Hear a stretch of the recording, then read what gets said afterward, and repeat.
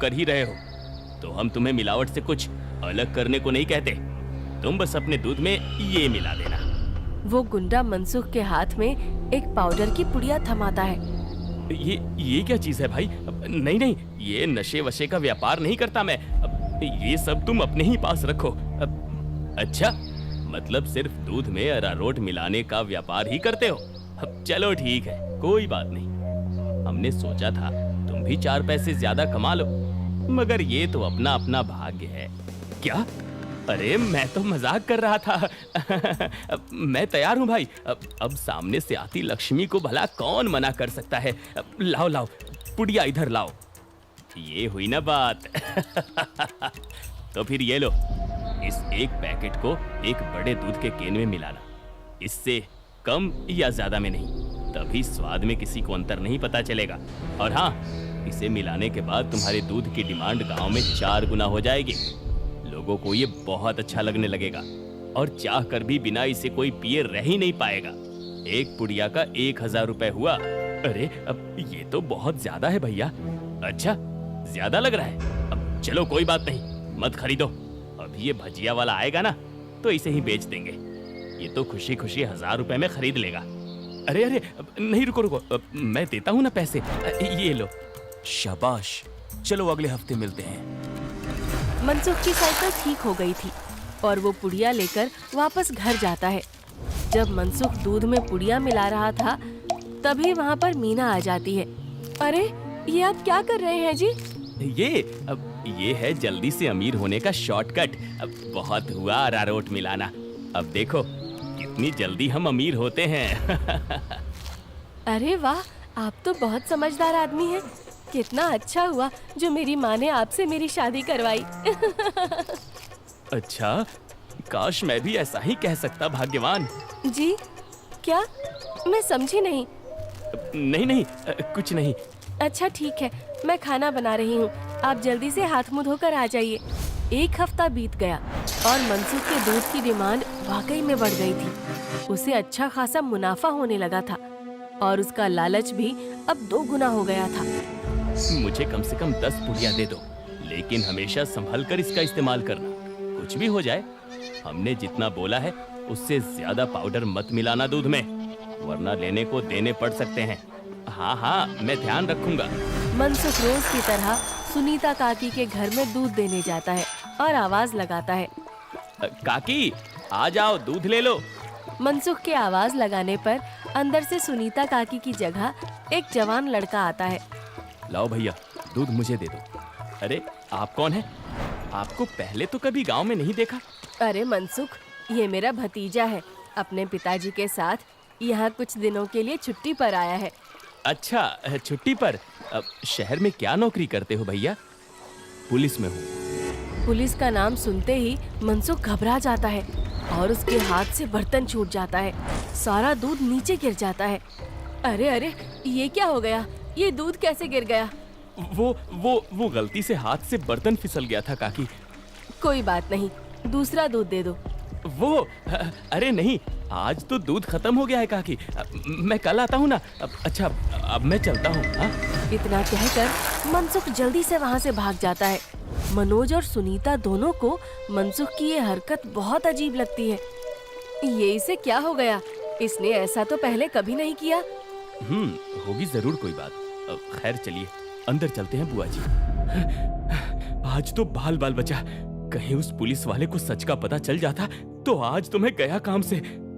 बाकी की जिंदगी जेल के अंदर काटनी पड़ती। उफ। अरे क्या हुआ जी? आप ऐसे हाँफ क्यों रहे हैं? फिर से कुत्तों ने दौड़ा दिया था क्या? अरे चुप करो तुम, तुम्हारे ही बोलने की कमी है इस वक्त। जाओ यहाँ से, मेरे सर में दर्द हो रहा है, उसे और मत बढ़ाओ। क्या आप भी? मैं जब भी बोलती हूँ पता नहीं कैसे आपके सिर में दर्द होने लग जाता है। ओफो, तुम्हारे सामने आकर बैठना ही पाप है। मैं जा रहा हूँ यहाँ से। मनसुख गुस्से में घर से बाहर जाने लगता है और तभी वो देखता है कि सामने से मनोज चला आ रहा है। अरे दादा रे, ये वापस यहाँ क्यों आ रहा है? मनसुख जल्दी से वापस घर के अंदर भाग जाता है। देखा, नहीं रह पाए ना मेरे बिना। हाँ। अरे चुप करो तुम, जब देखो तब बकवास। क्या मैं अंदर आ सकता हूँ?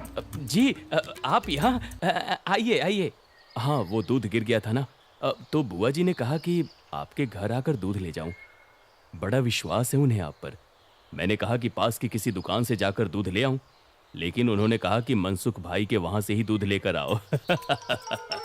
अरे ऐसी बात है क्या? ये तो काकी का बड़प्पन है, वरना मैं तो बस मामूली सा दूध वाला हूँ। अच्छा, ऐसा लगता तो नहीं है। गांव में तो आपके बहुत चर्चे हैं।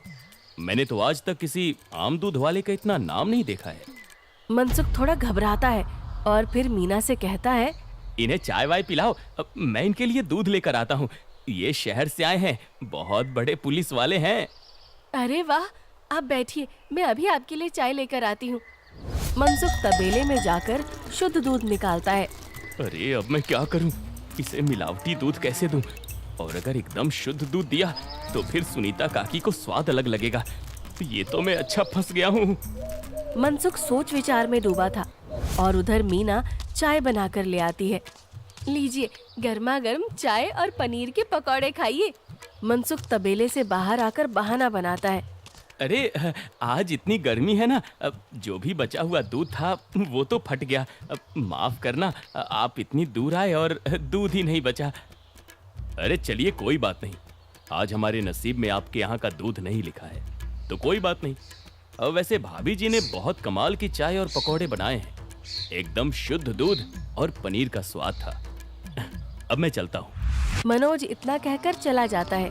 पीछे से मनसुख चिढ़ते हुए मीना से कहता है, अरे क्या जरूरत थी पकौड़े बनाने की? अरे केवल चाय देती ना, उससे ज्यादा स्वाद नहीं देना था। छी छी, कैसी बातें करते हो? मेहमान तो भगवान होता है ना।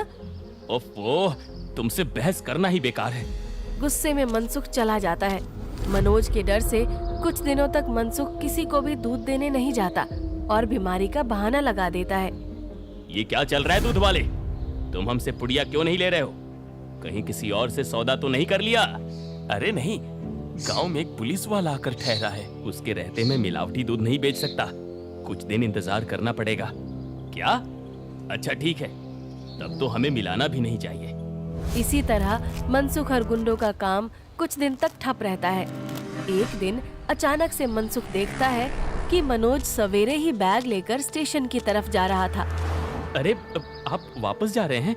हाँ भाई, मेरी आज शहर की वापसी की ट्रेन है। अगली बार आऊंगा तो अपनी तबीयत बढ़िया रखना, तब तुम्हारे घर का शुद्ध दूध और पनीर जरूर खाऊंगा। इतना कहकर मनोज चला गया और मनसुख खुशी से तबेले में गया। चलो बला टली, अब फिर से काम पर लगता हूँ। मीना पहले से ही खड़ी दूध में पुड़िया वाला पाउडर मिला रही थी।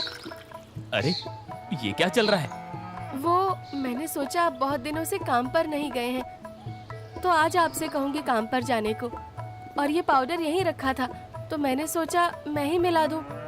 मनसुख ने देखा कि मीना के हाथ में एक पुड़िया थी। अरे तुम अपने काम से काम रखा करो, ज्यादा मेरे काम में अपनी नाक मत घुसाया करो। हटो अब। मनसुख दूध की कैन लेकर चला जाता है।